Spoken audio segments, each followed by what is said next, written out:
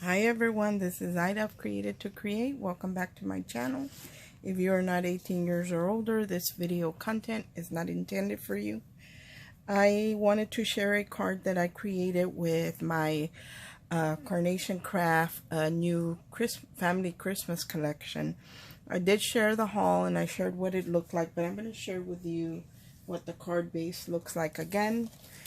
It is this one right here. This is a nativity scene. This is a stepper card, and this is the base to make the card base. Then of course it has all the other dies, coordinating dies for the like baby Jesus, Mary and Joseph, the wise men, the animals, and all that stuff. So I want to share with you what I created. First of all, I created the card first, but because it's already in the box, I'm going to share the box with you first. I created this box, and to create the box, because it is larger than the entrance to my cutting machine, it was too wide to fit through any of my cutting machines that I use other than my Pro. I have a Big Shot Pro that I didn't want to pull out because it's behind a bunch of stuff, and I really need to get to that. So I didn't want to pull it out. So what I did was I cut the die that I wanted to, because I wanted to cut an aperture in the lid because I wanted to add some acetate. So I needed to cut that opening out, and I wanted it to be the shape of the stable or the entrance to the stable. So what I did was I cut it out in plain cardstock, and then I used the piece that cut the die cut, and I just centered it where I wanted, and I traced around it with a pencil, and I fussy cut. Although I'm not real good at it, it still looks okay, but it could look better if I had just taken out my machine. But because I didn't, you know, it's not perfect, but I think that if I make more, I'm just going to go ahead and pull out my machine and be able to do that. Also, what I would have loved to have, and I knew I couldn't fit in my machine, would have been maybe a blue night sky paper with twinkling stars. That would have looked really, really nice in the background, but I didn't have anything like that. So this is what I created. The front of the stable does have the brickwork, and it has the layering pieces or the stonework, and it does have the layering pieces that go there. So I did add dimension right here. Then I got a couple of the lambs right here, and then I have this floral collage on top that is also part of that collection. Look at this beautiful bow right there. And then it's got the poinsettias, and then some roses right here, and some white and like a gold color, and even a green foliage. So I think it looks beautiful, especially with the opening that you can see what is inside. So let's go ahead and open it up. And see, there's the inside of my card. Probably if I do this again, as you can see the tape right there. I would probably take another die cut, not in any particular color, just in the same cardstock as I used for this, and I would actually line it up and glue it there. That way you don't see any of the tape from the back or from the front, because when you create these things, you really do want them to look special, and you don't want them to be able to see, you know, the tape and the glue and all that. So this is just my prototype, and one that I'll keep. I won't ever give this one away. It's more of a reminder to me on how I made it, because I tend to forget things, so that will help me out.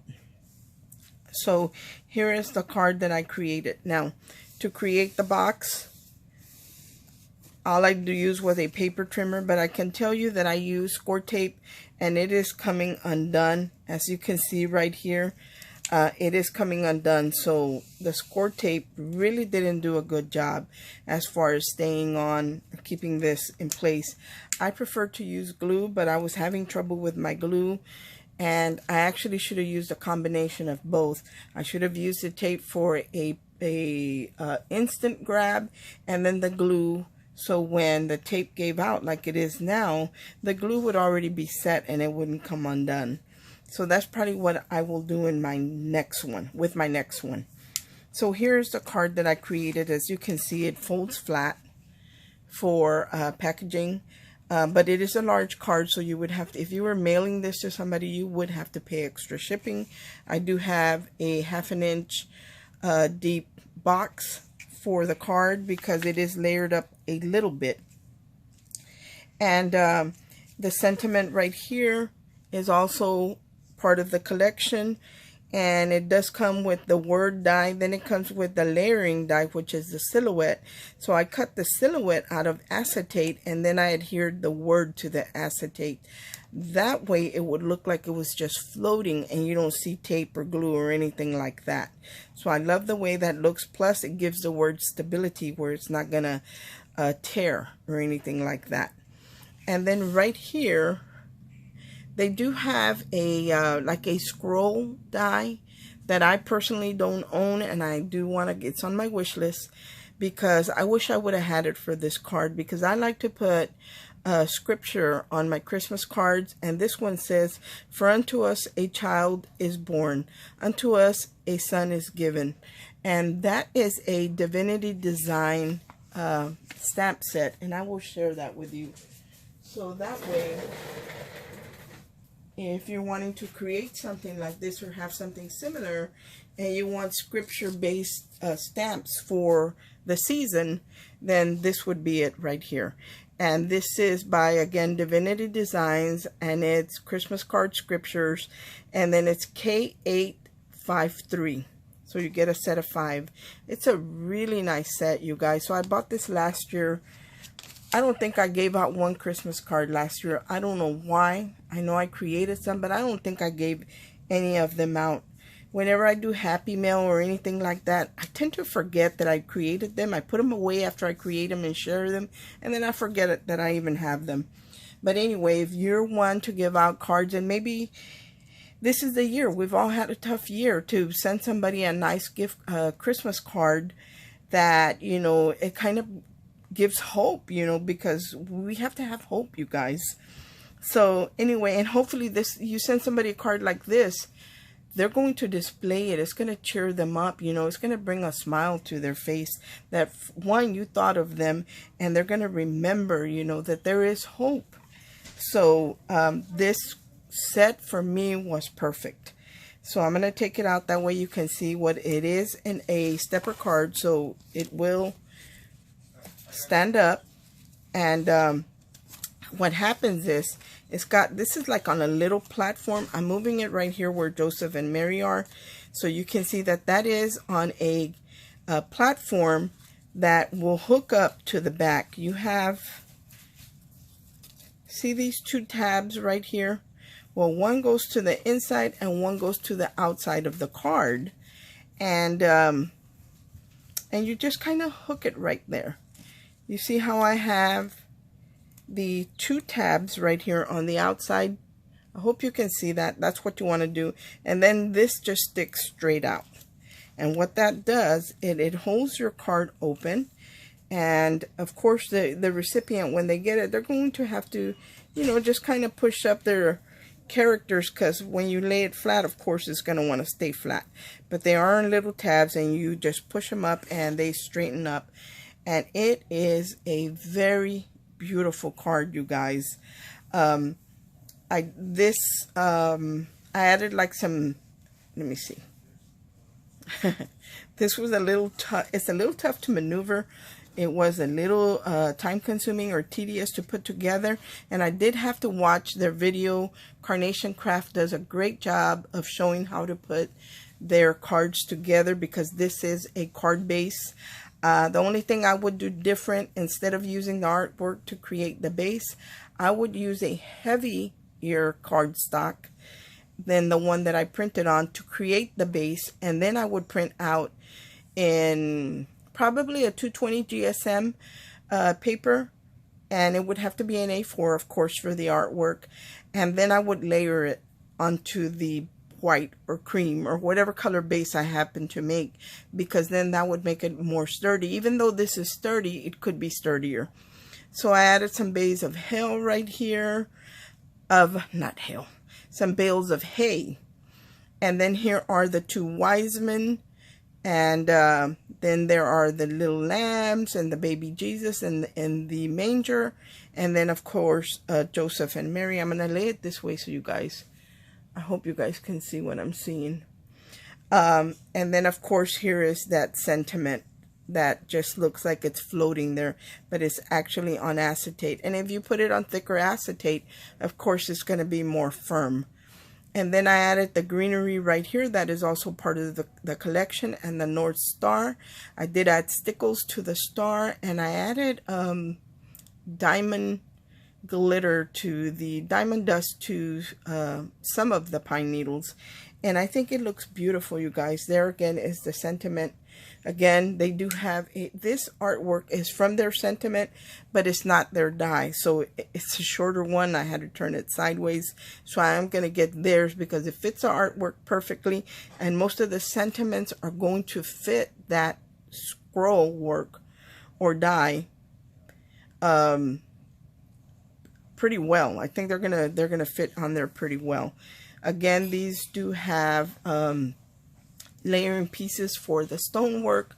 So it is, gosh, I was like way over here on, you guys were only seeing part of the card. There is stonework that you can layer up. You do have decoupage pieces for that. I only did a little bit, but you can layer up more.